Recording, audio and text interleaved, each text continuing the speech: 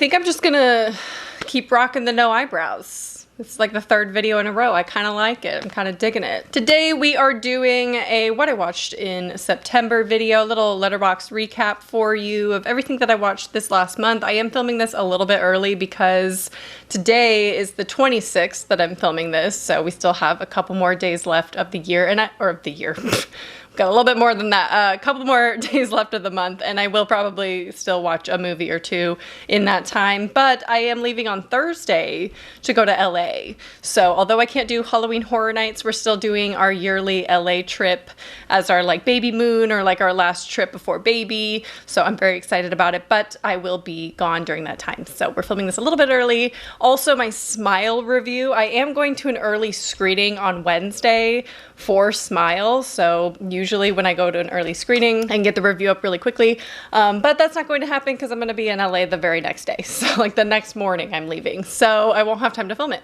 So my Smile review will be a little bit delayed. It will still come next week, so you'll see it in about a week from now. As soon as I get back from my trip, I'm going to be filming my review for that, so stay tuned. So let's talk about everything that I watched in the month of September. Slow month. I say that almost every month. Slow month, not sure. However, September was my favorite month of the year for movies, hands down, because I watched 2 5-star movies in 1 month. Anyway, the first movie I rewatched was Ad Astra. I was on a space kick. I watched Interstellar last month. Ad Astra is probably my second favorite space movie, space drama. It's gorgeous. I absolutely love this movie. Stunning.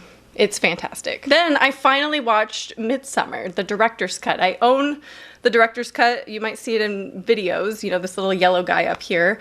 Obviously doesn't fit on these shelves, so it's a display item, but I finally got around to watching the director's cut of Midsommar, which adds an extra 20 to 30 minutes. So it makes it like a 3-hour long movie, and I am gonna say I'm not really impressed with like the bonus scenes. I don't feel like they were necessary, so obviously they cut them out for a reason. And I understand their reasoning. Like some things give a little bit more context, but I also think some things would have ruined the movie in a way. Like they would have not spoiled anything, but it would have made it not make sense why she's staying. So in my opinion, the director's cut wasn't anything really special. I'm glad I've seen the scenes now, but I don't really think they're necessary to the movie. So whether you've seen it or not, I wouldn't go out of your way to like, you know, this edition is really cool because it has like a booklet of art and everything like that, which I love. But you don't need to seek it out, you know, for the director's cut. But you tell me your opinion if you've seen the director's cut of Midsommar, which one you prefer. Then I saw The Fabulous Barbarian, my favorite movie of the year, second favorite movie of the year, sorry. I will link my review up here. This is one of the 5 stars that I watched this month. Then I rewatched The Visit. This is a weird one for me because, as you know, I don't know if you know actually, that this is my least favorite M. Night Shyamalan movie. I don't like this movie very much, and for some reason I got a craving to watch it. That happened again later in the month, and I'll get to it. But this month was full of movies that I didn't like, but for some reason wanted to rewatch. I don't know. And yeah, upon, you know, viewing this again, not really a fan. That's all I have to say.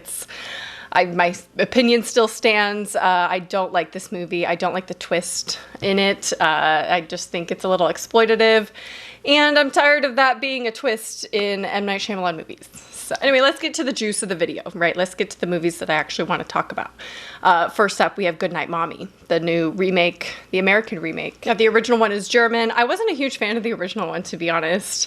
And I did actually want to rewatch it before filming this video so I could give a little bit more perspective, because I don't honestly remember a ton about the movie. It all kind of came back to me as I was watching the American remake, but I don't remember a bunch from the original. So I'm not going to do like a comparison or anything. I'm just going to talk about the American remake. When twin brothers arrive home to find their mother's demeanor altered and her face covered in surgical bandages, they begin to suspect the woman beneath the gauze is not who she says she is. Now, like I said, I'm not a huge fan of the original, and that's specifically for the ending, which I can't get into because I don't want to spoil it for anybody.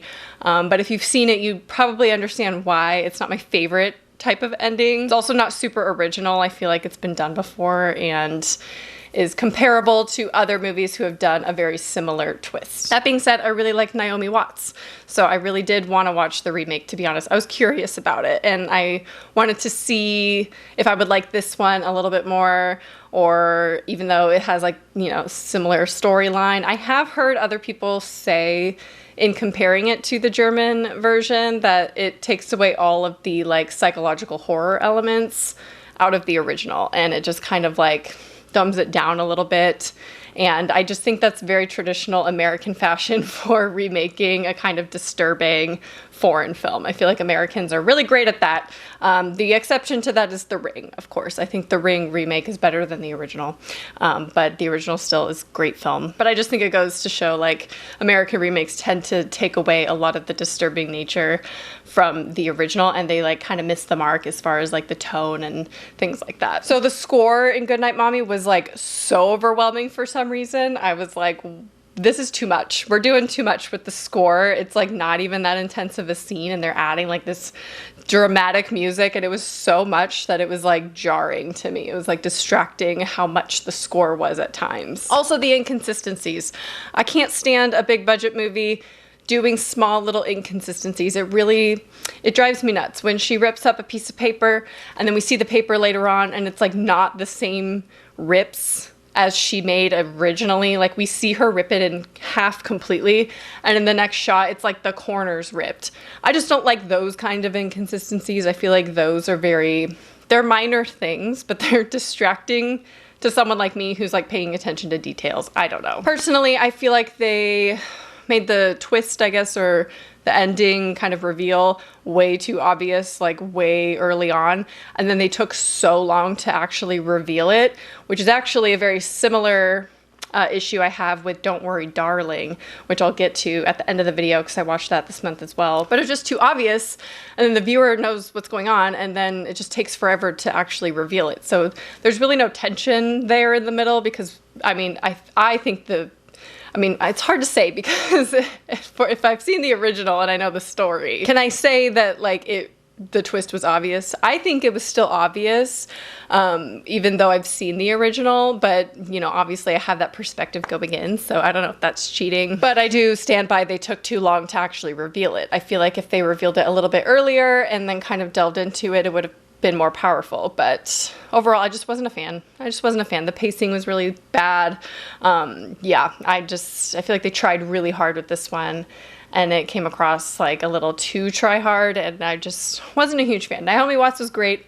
I do love her acting. I thought the twin boys were good, but overall just a disappointing remake in my opinion. Now, I don't really remember the German one, but from what I hear, it's not even comparable. But I also probably don't really like the original either because of the twist and the reveal and everything like that. Then I saw Pearl, which is the other 5-star movie of the month. The Barbarian and Pearl are so iconic, and Pearl is hands down my favorite movie of the year. I think I predicted that months ago when I saw the trailer. And I'm obsessed with Pearl, so I need to figure out what version of Pearl I kind of want to be for Halloween. So if you want to help me out with that, and leave a comment. And then I rewatched Barbarian. I took a bunch of other friends who hadn't seen it, including Ryan. Everyone loved it. Ryan loved this movie, but I'm so happy I saw Barbarian again in theaters. I think the rewatch is so good. Like, I was anticipating things, but it was like almost more horrifying because I knew what was coming.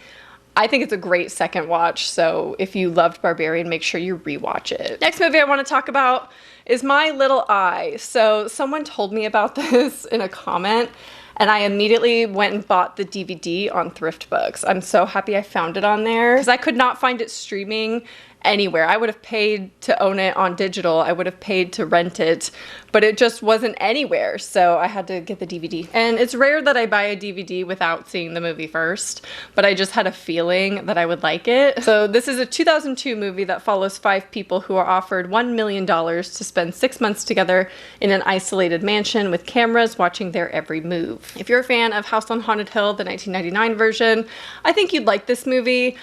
I was disappointed though, I'm not gonna lie. I like this movie. I'm happy I own it. I will rewatch it, but I was disappointed because when the movie starts, I thought we were gonna start from like them entering the house, but it just kind of jumps to like the very end of their stay.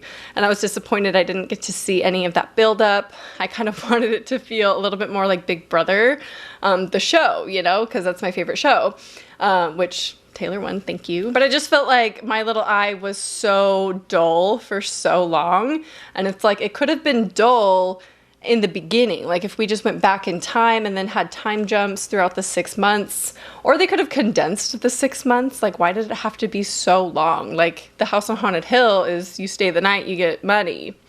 That seems obvious. But this one, you got 6 months. And then I did think that the ending was a little bit predictable as well. Like, I kind of saw the ending coming, and I wasn't a fan of like the sex scenes in it. That's just me being nitpicky because you know I don't like sex scenes in my movies. But it did get entertaining. I feel like it got so much better in the end. Even though it was predictable, it definitely picks up the pace. The first half to 3/4 is such a slow pace that it's kind of difficult to get through because it's just kind of repetitive. It's the same thing. They're in this house. It shows, you know, the camera's filming them in the house. I could consider this found footage, to be honest, because it's security camera footage. So if you consider Paranormal Activity found footage, then this would also be considered found footage, I guess. I think it's an underrated movie, though. I think it's definitely one that more people should see and talk about, especially because it's the era that I'm obsessed with. So I knew I was gonna like it to some extent. I did think I'd like it more than I ended up liking it, though. But I still recommend it. Just give it some time to like get through to the middle of the movie, and then it kind of starts to pick up. Remember how I said that I wanted to rewatch movies that I don't like? I watched Ma. I don't know. Now, to be fair, I did buy Ma on DVD. It's just one of those that's like, I didn't like it when I saw it in the theaters. Not really, anyway. It was fine, but it was just one of those like really average movies. But then it started to become like a comfort watch in a way, where I just get urges to rewatch it for some reason. And yeah, so I rewatched it. I was actually surprised. I had forgotten how dark some of the scenes can be and how like disturbing some of it was, but still stand by it being a very average type, almost just thrillery movie. Okay, so the next movie I really want to talk about is Speak No Evil. I saw so many people talking about this movie that I knew I had to check it out, even though I was a little bit nervous because everyone was talking about how bleak and sad and like disturbing and how you're just gonna like hate everything and how bad it is, like in the sense that it's just so bleak, like it's just so depressing. On a vacation in Toscana, a Danish family instantly becomes friends with a Dutch family. Months later, the Danish couple receives an unexpected invitation. It doesn't take long before the joy of reunion is replaced with misunderstandings. Now, this is a messed up movie, don't get me wrong. This is definitely disturbing. Did I feel like they were trying really hard to make it that? Yes.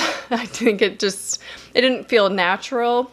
And I have never been more angry watching a movie in my entire life, to the point where like I wanted to turn it off because I was so mad. And not in like an entertaining way. I don't hate this movie or anything. It wasn't terrible. It was well done. But if that was the goal, to make the viewer like so upset and so angry, they definitely nailed that. To me, though, it was just so unbelievable. Like, it was so unrealistic of what people would actually do in real life. The characters were making the dumbest choices over and over and over again, and I just have a very hard time believing that these people who are parents would act this way or would be this passive. Like, absolutely not. I get the point of the movie was meant for this couple to be very much pushovery. You know, the dad of the couple who is the victims in this is very much a pushover. Like, does not have a backbone in any sense of the word, and he obviously is just obsessed with this other guy and like wanting to feel accepted. And I get the point of that. Like, I get how he's just being taken advantage of, and slowly he's pushing his boundaries further and further. The director also said something about this movie supposedly representing political correctness. Like, maybe it's to the point that we overdo it sometimes for the sake of politeness. And that definitely came through when, you know, the couple was trying so hard not to be rude that they are willing to risk their lives to not be rude, which I can't wrap my head around it. Like, I'm a passive person. I am so non-confrontational in real life. Like, you don't even know. I will go out of my way to not be inconvenient to someone else. And I was angry. I would have yelled at these people. I would have been done so early on. And of course, it's easy to say that, but this is one of those where if you watch it, you're like, obviously you would do something. You would do something. There is not a gun to your back. There's no gun to your head. Do something, please, for the love of God. Especially as a parent to be, right? Like, even though my baby is not in the world yet, there's no way in hell I'd be making the choices that this couple is making. And I feel like that was, like, my anger was so strong that it took me out of the fact that I was supposed to be feeling disturbed, because I'm like, why are you stupid? Like, why are you that stupid? Not victim blaming, but why are you doing that? Like, why are you being this dumb? Not that they deserved it. No one deserves that. It definitely pushes the limits. It is highly disturbing in the end and just so hard to watch. Like, it's very brutal. So people are correct in that. I was able to watch it, surprisingly, given the content in the end. I can't really explain like how I didn't feel that disturbed, because I was just so upset that they like were in this situation at all. I don't know if that is a good review of that movie. I think I gave it 3 out of 5 just because it was well done. The performances were great, but I was just disappointed in the couple. Like, what?